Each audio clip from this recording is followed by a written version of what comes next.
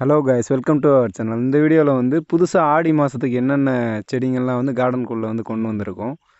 Plus முதல்ல சொல்லியிருந்தேன், நான் வந்து மாடி தோட்டத்தில் வந்து காய்கறியும் கூட சேர்த்து போட போகிறோம். அது வந்து ஆடி மாதத்துலேருந்து ஸ்டார்ட் பண்ணலான்ட்டு ஒரு சில விதைங்களை வாங்கி சாம்பிளுக்காக போட்டு வச்சுருக்கோம். ஆல்ரெடி நான் இந்த விதைங்களை வாங்கின வீடியோவுமே வந்து போன வீடியோவில் வந்து அப்டேட் பண்ணியிருப்பேன், யார்கிட்ட வாங்கியிருக்கேன், என்னென்ன விதை வாங்கியிருக்கேன்ட்டு.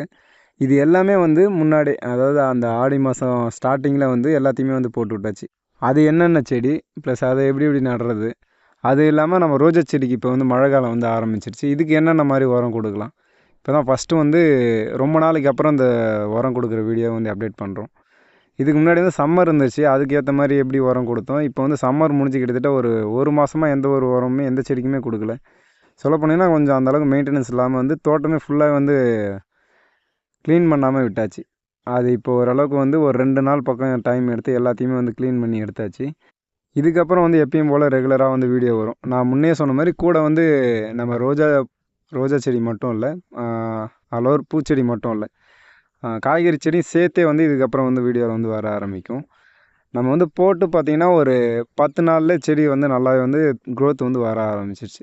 இந்த விதைங்கள் எல்லாமே வந்து நம்ம தோட்ட சிவா அவங்களோட சேனல் இருக்குது பார்த்திங்கன்னா, அவர்கிட்ட தான் வாங்கியிருந்தேன்.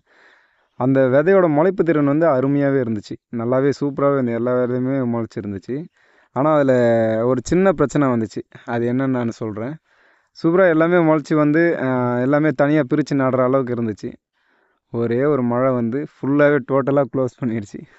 உங்களுக்கு பார்த்தா தெரியும் நினைக்கிறேன், தக்காளி செடி ஃபுல்லாகவே வந்து தண்ணி நின்று டோட்டலாக தக்காளி செடி மட்டும்தான். இது வந்து பார்த்திங்கன்னா கத்திரி செடி, இது எந்த டேமேஜும் ஆகலை. ஆனால் தக்காளி செடி 2 இடத்துல வச்சதுமே வந்து ஃபுல்லாக அந்த தண்ணி நின்று எல்லாமே வந்து தண்டு அழுகி செடி வந்து சாக ஆரம்பிச்சிருச்சு. அது தெரியுதுங்களா, கண்டினியூவாக வந்து தொடர்ந்து ஒரு 2 நாள் மழை பெஞ்சதில் ஃபுல்லாகவே வந்து தண்ணி நிற்க ஆரம்பிச்சிருச்சு. ஓகே, ஒன்று போனால் இன்னொன்று கிடைக்குன்ற மாதிரி இது பார்த்திங்கன்னா ஊரில் சமையலுக்கு வாங்கின்னு வந்தது ஃபுல்லாகவே வந்து ஒரு மாதத்துல இது பார்க்காத யூஸ் பண்ணாத விட்டதுனால இது எல்லாமே வந்து பார்த்திங்கன்னா துளிர் வர ஆரம்பிச்சிச்சு. சரின்ட்டு இதை எடுத்து ஒதுக்கி வச்சுட்டு இதை வந்து நம்ம நட்டு பார்ப்போம் அப்படின்றதுனால இது எல்லாத்தையுமே வந்து ஒரு கிலோ பக்கம் இதெல்லாம் துளுத்து வந்து எல்லாத்தையுமே எடுத்துகிட்டு வந்து இதையுமே இந்த ஆடி மாதத்தில் வந்து நட்டு பார்ப்போம், இதோட க்ரோத் எப்படி வருதுன்ட்டு. சப்போஸ் நீங்கள் நடுற மாதிரினா இதை வந்து 2ஆக கட் பண்ணிடுங்க, ஏன்னா அப்போ தான் அந்த வந்து வேர் இறங்கும். நம்ம எல்லாமே நார்மலாக யூஸ் பண்ண பார்த்து ஒரு சிலது வந்து முளைக்கிறதுக்கு வாய்ப்பு இருக்கும். அதை நம்ம வந்து எவ்வளோ நாள் வச்சுருந்தாலுமே இந்த நுனி குருத்தோடு மட்டும்தான் நிற்கும். அது அடியில் அந்த வேரோ இதுக்கு மேலே அந்த துளிர் வர்றதோ எதுவுமே இருக்காது. அது என்ன ரீசன் கேட்டிங்கன்னா, அந்த வேர் வந்து வரவே வராது. அந்த குருத்து வந்துருச்சுன்னா அதை நம்ம 2ஆக கட் பண்ணி நட்டால் மட்டும்தான், அந்த கட் பண்ணுறதுல தான் வேர் வரும். மற்றபடி நீங்கள் அப்படியே விட்டிங்கன்னா கண்டிப்பாக வேர் வரவே வராது. அதனால் சப்போஸ் நடுற மாதிரினா கட் பண்ணிவிட்டு அந்த கட் பண்ண இடத்துல இந்த மாதிரி சாம்பல் வந்து இது வந்து இந்த மழை பெஞ்சதுனால ஃபுல்லாகவே நனைஞ்சிச்சு, அதனால் ஈரமாக இருக்குது. நீங்கள் வந்து அந்த பொடியாக இருக்கிற சாம்பலே நல்லா வந்து அந்த கட் பண்ண இடத்துல வந்து ஃபுல்லாக வந்து அப்ளை பண்ணுறேங்க. ஏன்னா அடியிலேருந்து எதுவும் அந்த ஃபங்கஸ் போய் அதில் அட்டாக் ஆகி அந்த கிழங்கு வந்து சாப்பிட்றது அளவுக்கு இது வந்து நல்லாவே வந்து க்ரோத் வர ஆரம்பிச்சிடும். கட் பண்ணி வச்சா மட்டும்தான் அது வழியாக வந்து வேர் இறங்க ஆரம்பிக்கும். இதுவுமே நம்ம வந்து ஆடி மாதம் வந்து போட்டிருக்கோம், இதோட க்ரோத் வந்து எப்படி இருக்குதுன்னு பார்ப்போம். எல்லாருமே பார்த்திங்கன்னா அந்த ஆடி மாதத்துக்கான அப்டேட் வந்து போட்டே முடிச்சிட்டாங்க. நாம் கொஞ்சம் லேட்டாக ஆரம்பித்ததுக்கான காரணம் இது கொஞ்சம் பர்சனல் ஒர்க்குன்றதுனால கார்டனை வந்து அந்தளவுக்கு சரியாக கவனிக்க முடியல. ஏன்னா முன்னாடி வீடியோவிலே பார்த்துருந்தா தெரிஞ்சது, அந்த சரியாக க்ளீன் பண்ணாத இருந்து இப்போ தான் ஒரு 1 வீக்காக தான் அதை டைம் எடுத்து க்ளீன் பண்ணி அதுக்கப்புறம் நாம் ஆனால் ஸ்டார்டிங்கில் அந்த விதை வாங்கினப்பே நாம் வந்து எல்லாத்தையுமே ஓரளவுக்கு விதைச்சிட்டோம். தேவையான விதை எல்லாமே விதைச்சிட்டு இந்த ஆடி மாதம் எடுத்து அதை பிளான்டேஷன் பண்ணுற அளவுக்கு விதைச்சி விட்டது தான். அதுக்கப்புறம் தான் சரியாக வந்து இந்த கார்டன் பக்கம் வந்து வரல, தண்ணி மட்டும் வந்து ஊற்றிட்டு போகிறதோட வந்து விட்டாச்சு. இதனாலே வந்து ஒரு சில ரோஜா செடியுமே வந்து காஞ்சி போச்சு. இது பார்த்திங்கன்னா கருமஞ்சள் நாம் வந்து ஸ்டார்டிங்கில் நட்டுருப்போம், இது நல்லாவே ஒரு க்ரோத் வந்திருக்கு. இப்போ மீதி பேலன்ஸ் வந்து இந்த விராலி மஞ்சள் மட்டும் நட்டு விடாத வச்சுருந்தோம். அதுவுமே கொஞ்சம் டைம் கிடைக்காது, அந்த பாட்டு வந்து கிடைக்காது, அதுக்கு ஏற்ற மாதிரி பாட்டு நம்ம சூஸ் பண்ணாதனால அது கொஞ்சம் கேப் விட்டு வச்சுருந்தோம். ஆனால் அப்படியுமே அந்த குருத்து வந்து டேமேஜ் ஆகாத நல்லாவே இருந்துச்சு.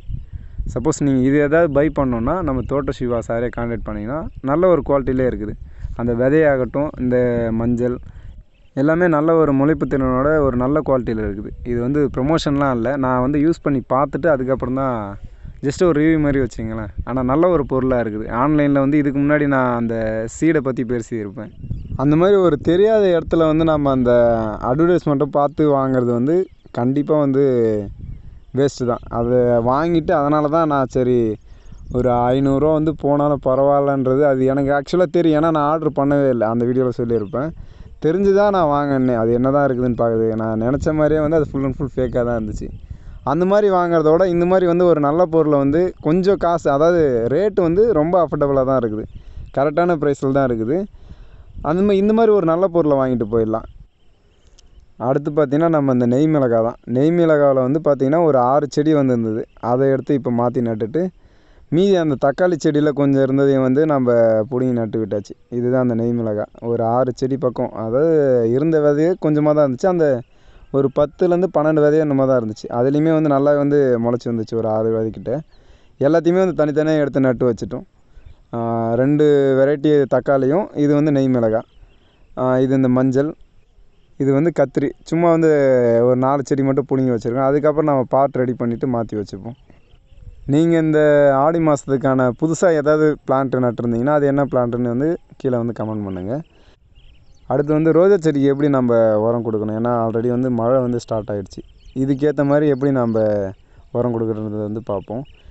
இந்த உரம் பார்த்திங்கன்னா நம்ம வந்து கம்போஸ்ட்டு தான், அதாவது தொழு உரம், மாட்டோட தொழு உரம் தான் எடுத்துருக்கிறோம். ஸ்டார்டிங், அதாவது இந்த மழை காலம் ஸ்டார்ட் ஆக பார்த்து இதுலேருந்து ஸ்டார்ட் பண்ணுவோம். ஏன்னா வெயில் ரொம்ப அடித்து செடிலாம் ரொம்ப வந்து காஞ்சி போகிற அளவுக்கு போயிடுச்சு. அது இல்லாமல் அந்த மண் வந்து ரொம்ப வந்து இறுகிய செடி வந்து சுத்தமாக அந்த க்ரோத்தே இல்லாத இருந்துச்சு. பார்த்தாலே தெரியும் அந்த மண் எந்த அளவுக்கு அப்படியே போய் இறுக்கின்னு இருக்குது பார்த்தீங்களா. ஏன்னா மழை ஒரு 2 மழை பெஞ்ச உடனே அப்படியே அந்த மண் போய் செட் ஆகிடுச்சு. அதான் ஒரு மாதத்து பக்கம் இந்த கார்டன் பக்கம் மேலே வந்து அந்தளவுக்கு ஒரு கேர் பண்ணாத தண்ணி மட்டும் ஊற்றிட்டு போனதுனால அந்த மண் ஃபுல்லாகவே செட் ஆன மாதிரி ஆகிடுச்சு. இந்த மண்ணுக்கும் இப்போ இந்த செடியில் இருக்கிற இந்த மண்ணுக்கும் பார்த்திங்கன்னா உங்களுக்கு டிஃப்ரெண்ட் வந்து தெரிய ஆரம்பிக்கும். அந்த மண்ணை கம்பேர் பண்ண பார்த்து இது நல்லாவே பொலன்னு இருந்துச்சு.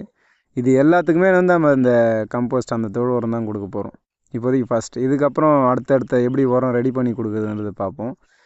இது அதே போல் செடி நடும்போதே அந்த உரம் கொடுக்கறதுக்கோ தண்ணி நிற்கிறதுக்கோ கொஞ்சம் கேப் விட்டு நட்டால் தான் நம்ம அடுத்தடுத்து உரம் கொடுக்க அந்த செடி வந்து அப்சர்வ் பண்ண ஈஸியாக இருக்கும்.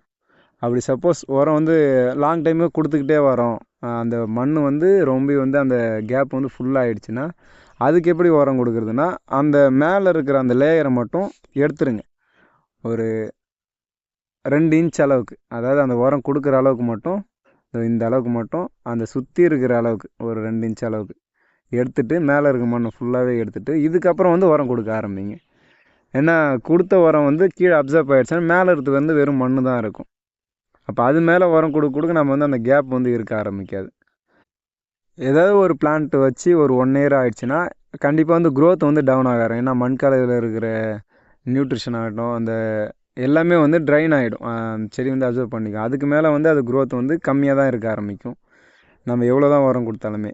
அதனால் வந்து ரீபாட் பண்ணுறது வந்து அதுவும் எப்படி, அது 1 இயருக்கு அப்புறம் அது எப்படி பண்ணுறதுன்ட்டு நெக்ஸ்ட் வீடியோவில் வந்து அதையுமே பார்ப்போம். இந்த மாதிரி வந்து ஃபுல்லாக ஒரு 2 இன்ச் அளவுக்கு அந்த மண்ணை வந்து ஃபுல்லாகவே மேலே இருக்கிறது எடுத்துருங்க. வேர் தெரியாத வரைக்கும், அந்த வேர் வர அளவுக்கு எடுத்துடாதீங்க. அந்த அடியில் இருக்கிற வேர் தெரியாத வரைக்கும் ஒரு 2 இன்ச் அளவுக்கு அந்த உரம் கொடுக்குறது அளவுக்கு மட்டும் எடுத்துகிட்டு அதுக்கப்புறம் வந்து உரத்தை வந்து சுற்றி கொடுக்க ஆரம்பிங்க. இது வந்து நம்ம ஆர்கானிக்ன்றதுனால அளவு வந்து பார்க்க தேவையில்ல. ஒரு 2லேருந்து 3 கை அளவு கொடுக்க ஆரம்பிக்கலாம். அந்த எடுத்துக்கிற கேப்புமே அதுக்கேற்ற மாதிரி தான் எடுத்துருப்போம்.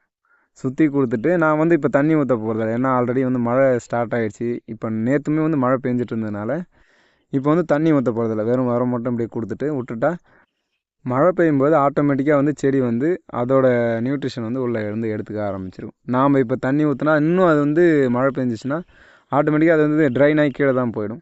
நம்ம வந்து இந்த மாதிரி கொடுத்து பார்த்திங்கன்னா ஒரு 10 நாள்லேயே வந்து அந்த துளிர் வந்து வர ஆரம்பிக்கும். அந்த அடியில் ஸ்டெம் இருக்குங்களா, அதுலேருந்தே துளிர் வந்து வர ஆரம்பிக்கும். பூவுமே வந்து நல்லா வந்து வைக்க ஆரம்பிச்சிடும். தெரியுதுங்களா?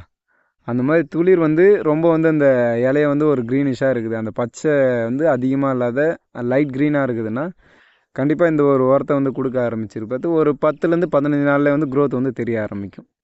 ஏன்னா அவ்வளோ ஒரு என்பிகே, அந்த நியூட்ரிஷன் நைட்ரஜன் கண்டென்ட் வந்து நல்லாவே வந்து இந்த தொழு உரத்தில் வந்து இருக்க ஆரம்பிக்கும். நீங்கள் இந்த செடியும் இல்லை, நீங்கள் எந்த செடிக்கு வந்து இப்போ நம்ம வந்து புதுசாக காய்கறி செடியும் ஆரம்பிச்சிருக்கோங்க, அது ஃபுல் அண்ட் ஃபுல் இந்த மாதிரி வந்து தொழு உரம், ஒரு சில வந்து லிக்விட் ஃபெர்டிலைசரை மட்டுமே யூஸ் பண்ணி அதோட க்ரோத் வந்து எப்படி இருக்குதுன்னு காட்டுறேன்.